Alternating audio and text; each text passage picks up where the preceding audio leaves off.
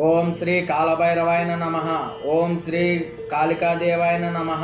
ఓం శ్రీ గురుభ్యో నమః. కాలభైరవ తాంత్రిక యూట్యూబ్ ఛానల్కి స్వాగతం. మనం ఎన్నో వీడియోల్లో శుద్ర పూజల కోసం, తాంత్రికాల కోసం ఇవన్నీ చెప్పుకున్నాం. ఈరోజు నేను మరొక విధానం, బాణం దెబ్బ అనే తాంత్రిక విధానం పూర్వంలో ఎలా చేసేవారో మీకు నేను వివరిస్తాను.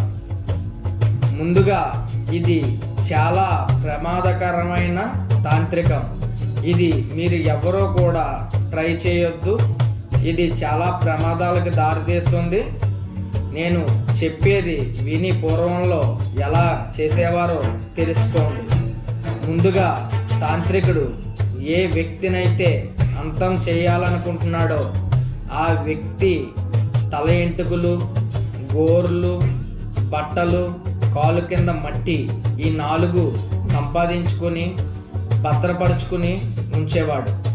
తర్వాత ఒక ఆడ శవం, అమావాస్య రోజు ఆదివారం చనిపోయిన ఆడ శవం తీసుకెళ్లేటప్పుడు కోడిని కడతారు.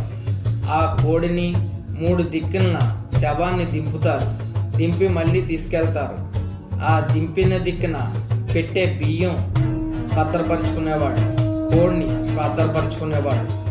తర్వాత శవం మీద కప్పిన తెల్లగుడ్డని భద్రపరుచుకునేవాడు. ఈ 3 వస్తువుల్ని భద్రపరుచుకుని శవం కాలిన మూడో రోజు ఆ భస్మాన్ని తీసుకుని భద్రపరుచుకునేవాడు.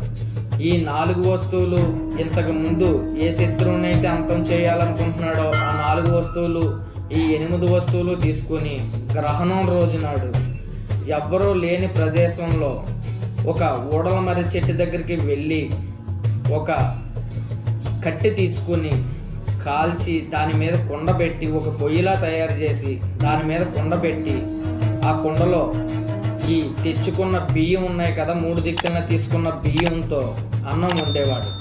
ఈ కోడితో కూర వండేవాడు. ఈ 2 నైవేద్యం కింద ఉపయోగించేవాడు. తర్వాత ఈ శవం మీద తీసిన తెల్లగుడ్డ మీద నల్ల కాటికతో శత్రువును ఊహించుకుని చిత్రపటం గీసేవాడు. కింద యంత్రం గీసి, ఆ నల్ల కాటికతో యంత్రం గీసి అక్కడ మంత్రం రాసి ఈ గుడ్డను కాల్చేవాడు. ఈ వచ్చిన బూడిది, ఈ తల ఎంటుకలు, ఈ గోర్లు, ఆయన ఏ శత్రువు అయితే నాశనం చేయాలనుకుంటున్నాడో ఆ శత్రువు బట్టలు, ఇవన్నీ కూడా ఒక చిన్న ప్రమిదిలో వేసి కాల్చి బూడిద చేసేవాడు. ఆ వచ్చిన బూడిది, ఈ శత్రువు కాలు కింద మట్టి తీసుకుని ఇవన్నీ కలిపి ఒక బొమ్మను తయారు చేసేవాడు.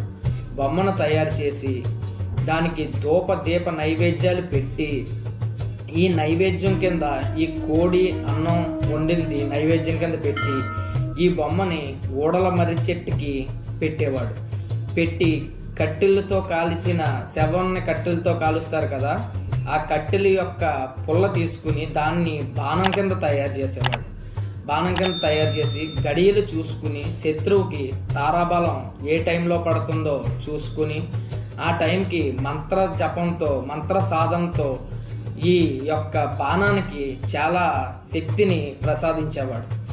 ఇచ్చిన తర్వాత ఆ గడియలు అయ్యే టైంలో ఆ బాణాన్ని తీసుకుని ఆ చెట్టుకు పెట్టిన బొమ్మ, ఉడల బరి చెట్టుకి పెట్టిన బొమ్మని సాగతీసి ఈ బాణంతో కొట్టేవాడు. కొట్టబోతుల్లోకి బాణం వెళ్ళి ఎప్పుడైతే ఈ బొమ్మకి గుచ్చుకుందో వెంటనే శత్రువు హార్ట్ అటాక్ వచ్చిందని చెప్పి మరణించేవాడు.